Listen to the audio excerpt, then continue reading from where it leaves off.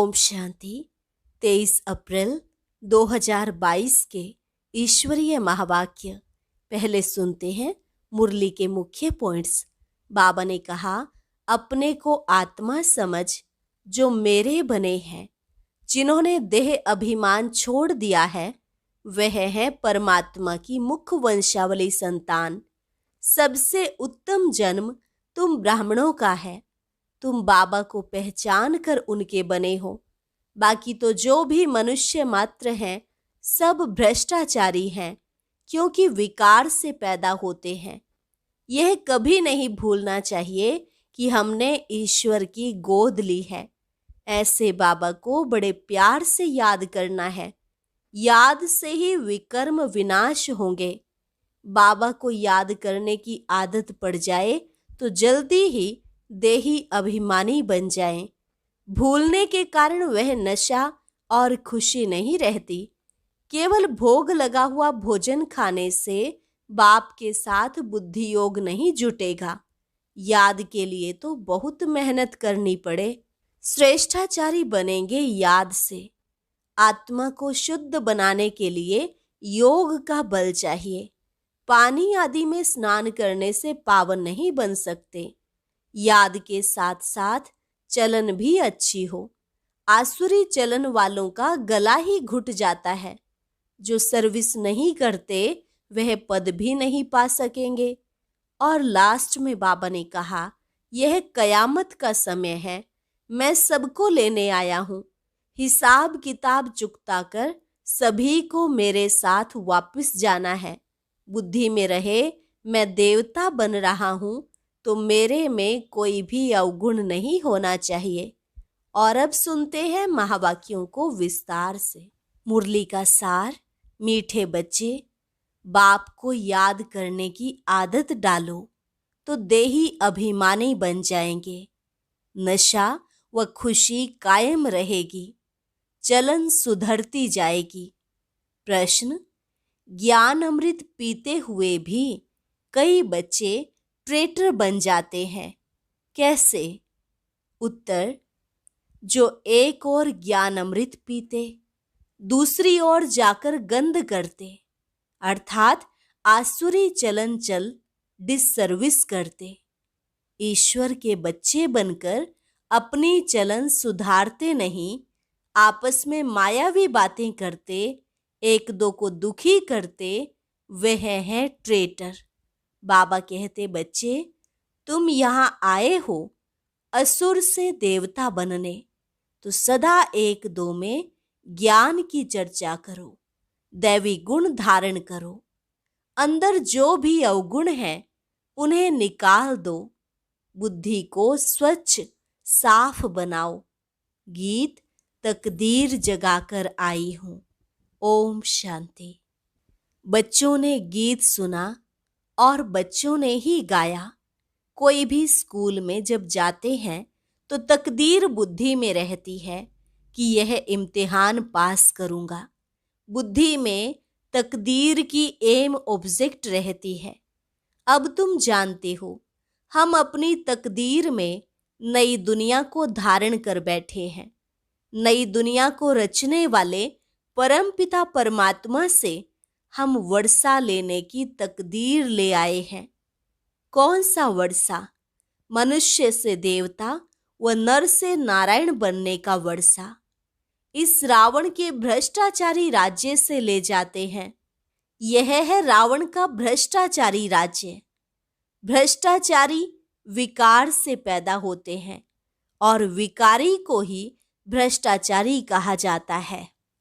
भगवान उवाच, काम महाशत्रु है, तुमको इन पर जीत पानी है, तभी श्रेष्ठाचारी बनेंगे। भारत ही भ्रष्टाचारी, भारत ही श्रेष्ठाचारी बनेगा। मूत पलीती को ही भ्रष्टाचारी कहा जाता है। सतयुग में भ्रष्टाचारी होते ही नहीं, क्योंकि वहां माया का राज्य ही नहीं है। इस समय है ही रावण राज्य। सब में 5 विकार है।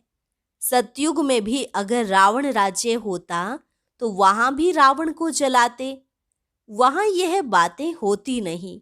वहां है श्रेष्ठाचारी। भ्रष्टाचारी दुनिया में कोई उच्च पोजीशन पर है तो सब उनको मानते हैं। जैसे सन्यासी बहुत अच्छी पोजीशन पर हैं तो सब उनको मानते हैं क्योंकि वे पवित्र रहते हैं, तभी सब मनुष्य उनको अच्छा समझते हैं। गवर्नमेंट भी अपने से अच्छा समझती है, उन्हों को अपना राजगुरु भी बनाती है। सतयुग में तो गुरु का नाम होता ही नहीं, गुरु अर्थात सद्गति करने वाला। शास्त्रों में तो कहानियां बना दी हैं। राजा जनक ने उन्हें जेल में डाल दिया, जिनमें ब्रह्म ज्ञान, राजयोग का ज्ञान नहीं था। जब उन्हें राजयोग का ज्ञान मिला तब सेकंड में जीवन मुक्ति को पाया। भ्रष्टाचारी का सिर्फ यह अर्थ नहीं है कि रिश्वत आदि खाते हैं, नहीं। बाप कहते हैं जो भी मनुष्य मात्र हैं सब भ्रष्टाचारी हैं, क्योंकि सबके शरीर विकार से पैदा होते हैं। तुम्हारा शरीर भी विकार से पैदा हुआ है, परंतु अभी तुम अपने को आत्मा समझ बाप के बने हो, देह अभिमान छोड़ दिया है। इसलिए तुम परम पिता परमात्मा की मुख वंशावली ईश्वरीय संतान हो। परम पिता परमात्मा ने आकर तुम आत्माओं को अपना बनाया है। यह बहुत गुह्य बातें हैं। हम आत्मा परम पिता परमात्मा की वंशावली बने हैं। आत्मा कहती है बाबा। सतयुग में आत्मा कोई परमात्मा को बाबा नहीं कहेगी, वहां तो जीव आत्मा को बाबा कहेगी। तुम जीव आत्मा हो। अब बाबा ने कहा है अपने को आत्मा निश्चय कर परमात्मा को याद करो। सबसे उत्तम जन्म तुम ब्राह्मणों का है। आत्मा कहती है हम आपके बच्चे बने हैं, गर्भ से थोड़े ही निकले हैं, बाबा को पहचान कर उनके बने हैं। शिव बाबा हम आपके ही हैं और आपकी ही मत पर चलेंगे। कितनी सूक्ष्म बातें हैं। बाबा ने कहा है जब बाबा के पास जाते हो तो यह निश्चय करो कि हम शिव बाबा के सामने बैठे हैं। आत्मा भी निराकार है तो शिव बाबा भी निराकार है। शिव बाबा की याद से ही विकर्म विनाश होते हैं। याद नहीं किया तो भ्रष्टाचारी बने। कितनी कड़ी बातें हैं, परंतु बच्चों को यह भूल जाता है कि मैं आत्मा परमपिता परमात्मा की गोद में बैठी हूँ। भूलने के कारण वह नशा और खुशी नहीं रहती है। बाबा को याद करने की आदत पड़ जाए तो देही अभिमानी बन जावे। विलायत में बहुत बच्चियां हैं, सम्मुख नहीं हैं, परंतु बाबा को याद करती हैं। बाबा को बहुत प्यार से याद करना है। जैसे सजनी साजन को कितना प्यार से याद करती है। चिट्ठी नहीं आती है तो सजनी बहुत हैरान हो जाती है।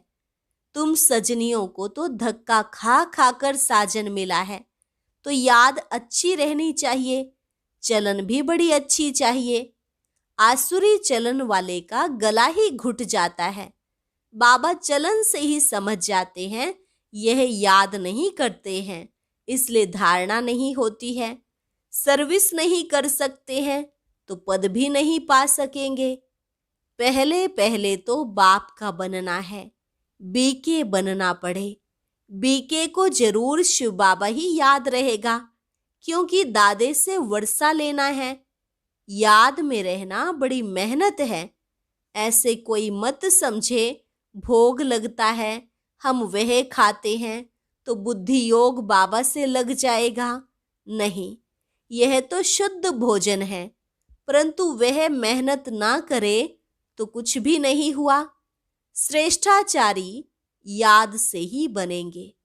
पवित्रता फर्स्ट है। आत्मा को शुद्ध बनाने के लिए योग का बल चाहिए। पानी में स्नान आदि करने से तो पावन नहीं बन सकते, क्योंकि पतित आत्मा ही बनती है। ऐसे थोड़े ही कहेंगे जेवर झूठा है, सोना सच्चा है। वो लोग समझते हैं आत्मा शुद्ध है, जेवर शरीर झूठा है, उनको हम साफ करते हैं, परंतु नहीं। आत्मा अगर शुद्ध होती तो शरीर भी शुद्ध होता। यहाँ एक भी श्रेष्ठ नहीं है। सतयुग में ऐसे नहीं कहेंगे। वह तो संपूर्ण निर्विकारी है। चोला विकारी हो तो आत्मा फिर पवित्र कैसे हो सकती? सोना पवित्र है और जेवर झूठे बने, यह कैसे हो सकता? यह अच्छी तरह समझाना है। इस समय कोई भी श्रेष्ठाचारी नहीं है। बाप को भी नहीं जानते हैं और पवित्र भी नहीं है। तुम बच्चे जानते हो, गरीब ही गुप्त पुरुषार्थ कर राज्य भाग्य लेते हैं, बाकी तो सबका विनाश होना है। यह ज्ञान है भारत के लिए। बाबा कहते हैं, मेरे भक्तों को यह ज्ञान सुनाओ। शिव के पुजारी हो या देवताओं के पुजारी हो, दूसरे धर्मों में भी बहुत कन्वर्ट हो गए हैं, उनसे भी निकल आएंगे। मूल बात है यहाँ की पवित्रता। तब तो अपवित्र मनुष्य उन्हों को अपना गुरु बनाए माथा टेकते हैं। परमात्मा तो है एवर पवित्र, उनको संपूर्ण निर्विकारी भी नहीं कह सकते हैं। परमात्मा की महिमा अलग है, देवताओं की महिमा अलग गाई जाती है। संपूर्ण निर्विकारी, उनको फिर विकारी जरूर बनना है। यह बातें बुद्धि में धारण कर फिर औरों को भी समझाना है। यादव और कौरव, यथा राजा रानी तथा प्रजा, सबने विनाश को पाया है। बाकी जय जयकार पांडव सेना की हुई, वह है गुप्त। शास्त्रों में तो दिखाया है पांडव पहाड़ों पर गल गए, प्रलय का हिसाब निकाल दिया है, परंतु प्रलय तो होती नहीं है। गीता का भगवान कहते हैं, मैं धर्म की स्थापना करता हूँ। पतित दुनिया में आया हूँ पावन राज्य बनाने, राजयोग सिखाने आया हूँ। यह जो प्रदर्शनी होती है उसमें राजयोग भी सिखाया जाता है। तुम्हारा सारा मदार है समझाने पर। बाबा ने कहा था, यह चित्र बनाओ कि कैसे हम राजयोग में रहते हैं। ऊपर में शिव बाबा का चित्र हो, हम शिव बाबा की याद में बैठे हैं, उनकी मत पर चलते हैं। वह है श्री श्री रुद्र, जो हमको श्रेष्ठ बनाते हैं। श्री श्री का टाइटल वास्तव में उनका ही है। यह भारत क्यों इतना गिरा है? एक तो ईश्वर को सर्वव्यापी समझ बैठे और अपने को ईश्वर मान बैठे। तुम जानते हो, सतगुरु तो एक ही बाप है, उनकी यह जन्मभूमि है। सच्ची सच्ची सत्यनारायण की कथा बाप ही आकर सुनाए बेड़ा पार करते हैं। बाप कहते हैं, पतित पावन तो तुम मुझे ही कहते हो ना, मुझे ही सबको वापस ले जाना है। यह है कयामत का समय, जबकि हिसाब किताब चुकतू कर हम वापस जाते हैं। सब कहते हैं नव भारत नव दिल्ली हो। अब नव भारत तो स्वर्ग ही था, अब तो नर्क है ना। भ्रष्टाचारी बनते जाते हैं। यह समझने और समझाने की बातें हैं। आत्मा और परमात्मा का रूप भी कोई नहीं जानते हैं। भले कहते हैं हम आत्मा परमात्मा की संतान हैं, परंतु नॉलेज चाहिए ना। बाप में नॉलेज है, आत्मा में नॉलेज कहाँ है?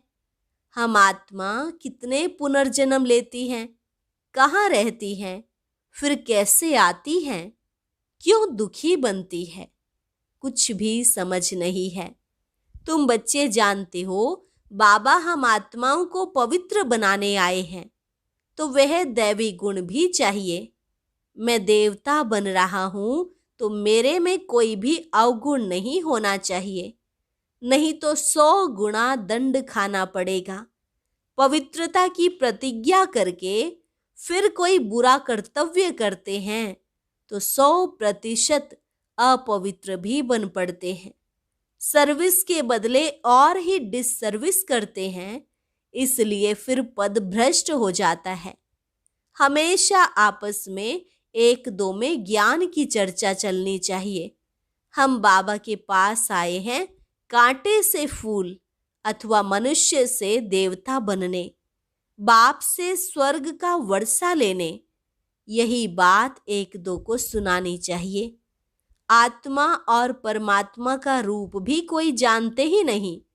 भले कहते हैं आत्मा परमात्मा की संतान है, परंतु नॉलेज चाहिए, धारणा चाहिए। जो मायावी बातें करते हैं, किसको दुखी करते हैं, उनको ट्रेटर कहा जाता है। यह भी दिखाया है ना कि असुरों को ज्ञान अमृत पिलाया, फिर वह बाहर जाकर गंध करते थे। ऐसे भी बहुत हैं जो ज्ञान अमृत पीते भी रहते हैं और डिससर्विस भी करते रहते हैं। वास्तव में तुम सब कन्याएं हो।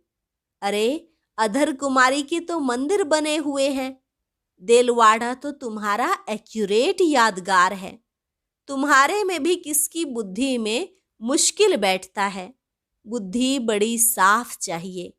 तुम अभी ईश्वरीय परिवार के हो तो ख्याल करना चाहिए कि हमारी चलन कितनी अच्छी चाहिए, जो मनुष्य समझे कि इनको बरोबर श्रीमत मिलती है। यहाँ श्रेष्ठ ते श्रेष्ठ बने तब वहाँ पद मिले। श्रेष्ठ यहाँ बनना है। गृहस्थ व्यवहार में रहते यह अंतिम जन्म पवित्र रहना है। अच्छा, मीठे मीठे सिकी लधे बच्चों प्रति माता पिता बाप दादा का याद प्यार और गुड मॉर्निंग। रूहानी बाप की रूहानी बच्चों को नमस्ते। रूहानी बच्चों की रूहानी बाप दादा को नमस्ते नमस्ते, गुड मॉर्निंग। धारणा के लिए मुख्य सार। पहली पॉइंट, शुद्ध भोजन खाते हुए भी आत्मा को पावन बनाने के लिए याद की मेहनत जरूर करनी है।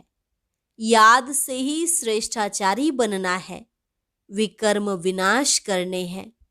दूसरी पॉइंट, इस कयामत के समय में जबकि घर वापस जाना है तो पुराना सब हिसाब किताब चुकतू कर देना है। आपस में ज्ञान की चर्चा करनी है, मायावी बातें नहीं करनी है। वरदान, प्योरिटी की रॉयल्टी द्वारा ब्राह्मण जीवन की विशेषता को प्रत्यक्ष करने वाले संपूर्ण पवित्र भव।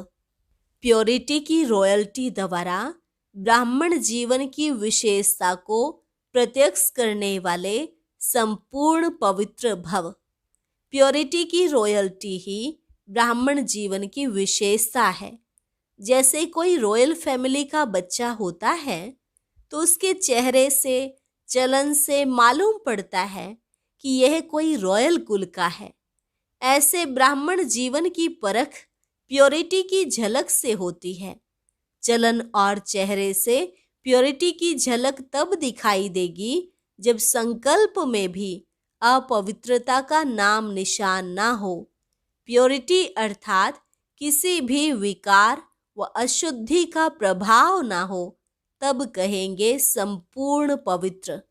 स्लोगन, होली हंस वह है जो व्यर्थ को समर्थ में परिवर्तन करते।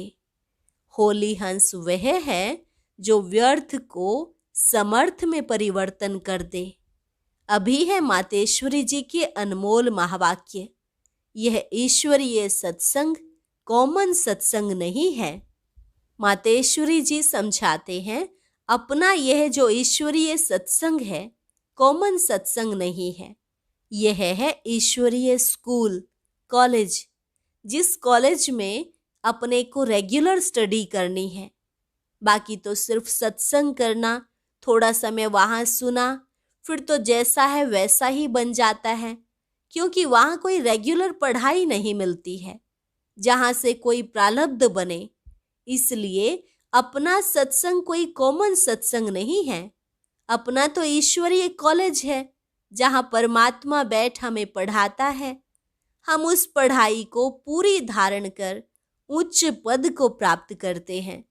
जैसे रोजाना स्कूल में मास्टर पढ़ाई डिग्री देता है, वैसे यहाँ भी स्वयं परमात्मा गुरु, पिता, टीचर के रूप में हमको पढ़ाए, सर्वोत्तम देवी देवता पद प्राप्त कराते हैं।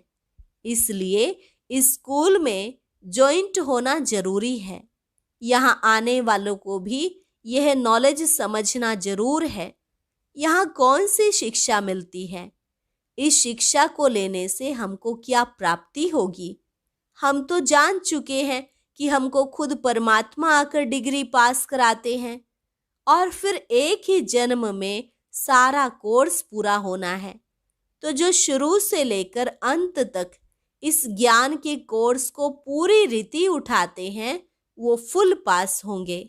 बाकी जो कोर्स के बीच में आएंगे वो तो इतनी नॉलेज को उठाएंगे नहीं। उन्हों को क्या पता आगे का कोर्स क्या चला। इसलिए यहाँ रेगुलर पढ़ना है। इस नॉलेज को जानने से ही आगे बढ़ेंगे। इसलिए रेगुलर स्टडी करनी है। अच्छा, और अब सुनते हैं आज का अव्यक्त ज्ञान मोती। ये एक बहुत संस्कारितापूर्ण वीडियो है, जरूर देखें, कोई भी मिस ना करे।